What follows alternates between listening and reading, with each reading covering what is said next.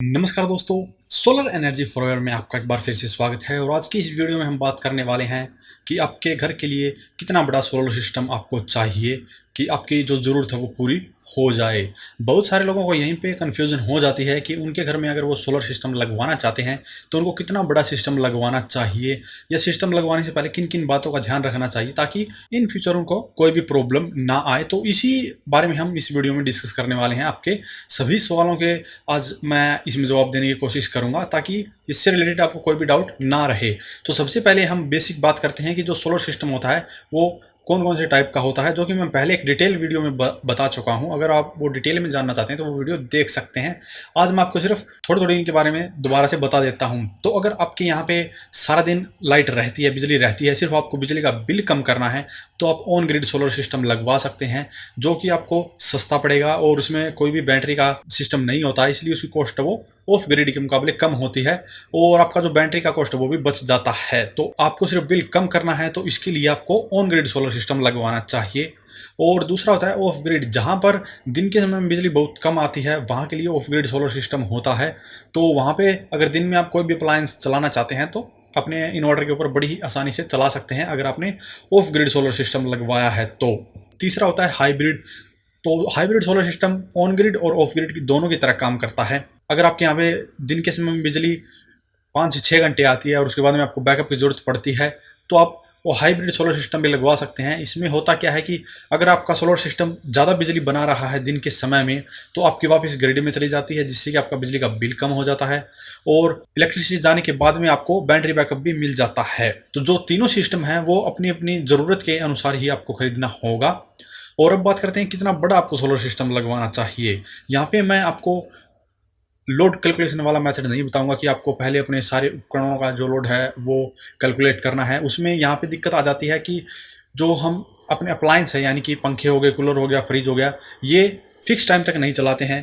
अगर मान लीजिए आज आपने पंखा 8 घंटे चलाया तो ज़रूरी नहीं कि आप कल भी 8 घंटे ही चलाएंगे। तो इस कंडीशन में जो आपका लोड निकालने का तरीका होगा वो गड़बड़ा जाता है और आप सही प्रकार से अपने घर का जो पूरा लोड है वो कैलकुलेट नहीं कर पाते हैं। और आपको भी नहीं पता होता है कि जो आपके घर के अप्लायंस है उनकी इफ़िशियंसी कितनी है, या जो आप इन्वर्टर वगैरह खरीदेंगे उसकी इफ़िशियंसी कितनी है। तो यहाँ पे आपको एक बिल्कुल सरल तरीका मैं बता देता हूँ। आपको सिर्फ अपना बिजली का बिल देखना है कि आपकी जो पावर कंजप्शन है यूनिट में कितनी यूनिट है। अगर आपकी एक दिन में 4 यूनिट पावर कंज्यूम हो जाती है तो आपको 1 किलोवाट का सोलर सिस्टम चाहिए। और 1 किलोवाट का जो सोलर सिस्टम होता है वो लगभग 4 यूनिट एक दिन में बना देता है। ये गर्मियों के दिनों में बना देता है जब धूप अच्छी होती है, जब मौसम खराब होता है, बादलों वाला होता है, और सर्दियों में ये कम हो जाती है। और वैसे भी हमारी जो पावर कंजप्शन है वो सर्दियों में कम हो जाती है क्योंकि पंखे वगैरह का इस्तेमाल हम नहीं करते हैं। तो गर्मियों के हिसाब से आप अपना जो बिल हो चेक कर लीजिए। अगर आपकी पावर कंजप्शन है वो 4 यूनिट डेली की है तो आपका 1 किलोवाट का सोलर सिस्टम आप लगा सकते हैं, चाहे वो आपका ऑन ग्रिड लगवाना हो या ऑफ ग्रिड लगवाना हो। तो यहाँ पे अगर आपकी 4 यूनिट नहीं है, कम है या ज़्यादा है, तो आप इसी हिसाब से कैलकुलेशन कर सकते हैं।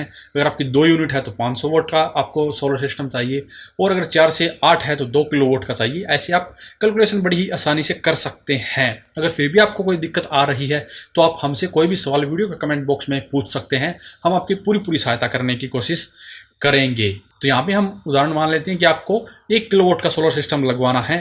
अगर मान लीजिए आपकी डेली की खपत है वो 800 वाट भी है, यानी कि 3 यूनिट ही आप खपत करते हैं, तो भी आप 1 किलोवाट का सोलर सिस्टम लगाइए, क्योंकि 800 वाट आपकी जो होगी वो आपका लोड चलेगा। बाकी जो एक्स्ट्रा पावर होगी उससे आपकी बैटरी भी चार्ज होती रहती है। तो जो ऑफ ग्रिड सिस्टम है उसमें ये ज़्यादा बेनिफिशियल रहता है। और ऐसे ही ऑन ग्रिड में भी यही फ़ायदा होगा कि अगर आप मान लीजिए 800 वाट का लोड चलाते हैं, अगर आपने 1 किलोवाट का सिस्टम लगवा लिया तो आपकी जो एक्स्ट्रा पावर होगी वो वापस ग्रिड में चली जाएगी, और जब आपका नेक्स्ट बिल आएगा उसमें वो जो बिजली की खपत है वो कम हो जाएगी, तो वहाँ पे आपका बिजली का बिल कम हो जाता है। लेकिन यहाँ पे भी आपको सिस्टम लगवाने से पहले जो इन्वर्टर है वो देखना बहुत ही ज़रूरी है, क्योंकि आपके पैनल है वो आप कम एक बार के लिए लगा सकते हैं। आप अगर आपका बजट कम है तो आप एक बार के लिए जो पैनल है वो कम लगा सकते हैं, लेकिन जो सोलर पैनल है वो आपको अपनी ज़रूरत से 25 से 50% जो हाई कैपेसिटी का वो लेना होगा। मान लीजिए 1 किलोवाट का अगर आपको सिस्टम लगाना है तो आपको 1.5 किलोवाट का इन्वर्टर है वो खरीदना होगा, ताकि आप इन फ्यूचर अगर उसके ऊपर ज़्यादा लोड चलाना चाहेंगे तो बड़ी ही आसानी से आप उसके ऊपर चला पाएंगे। नहीं तो अगर आप इन फ्यूचर ज़्यादा लोड चलाने की कोशिश करेंगे तो आपका इन्वर्टर वो कोई काम नहीं आएगा, फिर आपको वो बेचकर दूसरा लेना पड़ेगा। तो यहाँ पे इस बात का विशेष ध्यान आपको रखना होगा कि आप जितना लोड चलाना चाहते हैं उससे 25 से 50% जो एक्स्ट्रा हाई कैपेसिटी का इन्वर्टर है वही खरीदें। इसके अलावा मैंने ऑफ ग्रिड सोलर सिस्टम के बारे में जो वीडियो बनाया था उसमें आपको बताया था किस प्रकार के आपको पैनल लेने चाहिए, किस प्रकार के आपको इन्वर्टर लेने चाहिए। इन्वर्टर भी आपको दो प्रकार के मिलते हैं। सोलर इन्वर्टर के अंदर ही बात कर रहा हूँ मैं, PWM और MPPT। MPPT होते हैं वो थोड़े से कॉस्टली होते हैं और जो PWM होते हैं वो थोड़े से सस्ते होते हैं, लेकिन जो ये MPPT होते हैं उनकी एफिशिएंसी ज़्यादा होती है, इसीलिए जो सोलर पैनल से आने वाली सप्लाई है वो उसको ज़्यादा अच्छे से यूज़ करता है और उससे आपकी जो बैटरियाँ हैं वो ज़्यादा अच्छे से चार्ज करता है और आपका लोड भी ज़्यादा अच्छे से चलाता है, इसीलिए थोड़े से महंगे होते हैं। अगर आपका बजट ज़्यादा अच्छा नहीं है और अगर आपको 2 से 3 किलोवाट का सोलर सिस्टम लगाना है तो आप एक नॉर्मल इन्वर्टर खरीद के उसके ऊपर सोलर चार्ज कंट्रोलर लगा दीजिए, MPPT सोलर चार्ज कंट्रोलर, जो कि आपके काफ़ी पैसे की बचत कर सकता है। अब बात करते हैं प्राइसिंग की, तो कितने रुपए में आपको ये पड़ेगा। तो अगर आप किसी कंपनी से ये लगवाते हैं मान लीजिए, तो ऑन ग्रिड जो सोलर सिस्टम होता है वो लगभग 50 से 60 हज़ार रुपये में आपको पड़ेगा। वहीं जो अगर आप ऑफ ग्रिड किसी कंपनी से लगवाते हैं तो वो लगभग 80 से 90 हज़ार रुपये में आपको मिलेगा। ये जो कीमत है वो कम ज़्यादा हो सकती है क्योंकि हर एक कंपनी अपने अनुसार चार्ज लेती है। अगर बात करें आप खुद से इसे इंस्टॉल कर सकते हैं तो ये कितने में पड़ेगा, तो ये आपको काफ़ी सस्ता पड़ता है। तो यहाँ पे अगर आप एक इन्वर्टर मान लीजिए 1 किलोवाट का आपको 9 से 10 हज़ार रुपये में मिल जाएगा। और जो सोलर पैनल होते हैं उनकी जो प्राइस होती है वो बहुत ज़्यादा वेरी करती है, उनकी कैपेसिटी के अनुसार भी कम ज़्यादा प्राइस होता है, उनकी कंपनी के अनुसार भी कम ज़्यादा होता है, उनके टाइप के अनुसार भी कम ज़्यादा प्राइस होता है। तो यहाँ पे हम एक बेसिक प्राइस मान लेते हैं 25 रुपये पर वोट का। तो अगर आप 25 रुपये पर वोट के हिसाब से सोलर पैनल खरीदते हैं 1 किलो वोट के, तो 25 हज़ार रुपये के आपके सोलर पैनल हो जाते हैं। तो 25 हज़ार रुपये के आपके सोलर पैनल मान लीजिए, 10 हज़ार रुपये का आपका इन्वर्टर मान लीजिए और 15 हज़ार रुपये की हम बैटरी मान लेते हैं।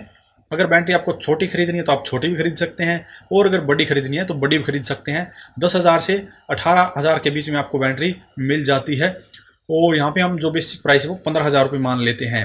तो यहाँ पे आप देख सकते हैं 10 हज़ार का आपका इन्वर्टर हो जाता है, 25 के पैनल और 15 की बैटरी, टोटल 50 हज़ार रुपये में आपका ऑफ ग्रिड सोलर सिस्टम है वो तैयार हो जाता है। लेकिन यहाँ पे बात ये याद रखनी है कि आपको खुद से इसको इंस्टॉल करना पड़ेगा, तो आपको सारा सिस्टम ये आना चाहिए, तभी आप अपने जो पैसे है वो बचा सकते हैं। इसी तरह अगर आप बड़ा सिस्टम लगाना चाहते हैं तो उसमें भी आप कॉस्ट बचा सकते हैं। जितना बड़ा आप सिस्टम लगाते हैं उसमें आप उतनी ही ज़्यादा पैसे की बचत कर सकते हैं। अगर आपको ज़्यादा बड़े सोलर सिस्टम लगाने की ज़रूरत है तो आप वीडियो के कमेंट बॉक्स में उसकी प्राइसिंग के बारे में जान सकते हैं, और अगर आप चाहते हैं कि मैं उसके बारे में कोई सेपरेट वीडियो बनाऊँ उसमें आपको पूरी डिटेल दूँ तो आप वो भी वीडियो कमेंट बॉक्स में कमेंट करके हमसे पूछ सकते हैं। तो उम्मीद है आपका जो सवाल है उसका जवाब मिल गया होगा कि आपके घर के लोड को चलाने के लिए आपको कितना बड़ा सोलर सिस्टम चाहिए। तो उम्मीद है आपको वीडियो पसंद आया होगा। वीडियो अगर पसंद आया तो वीडियो को लाइक करें, शेयर करें, साथ ही हमारे चैनल को सब्सक्राइब करें। सब्सक्राइब करने के साथ साथ बेल आइकन को जरूर दबाएं ताकि इसी प्रकार की वीडियो आपको समय समय पर मिलती रहे। धन्यवाद।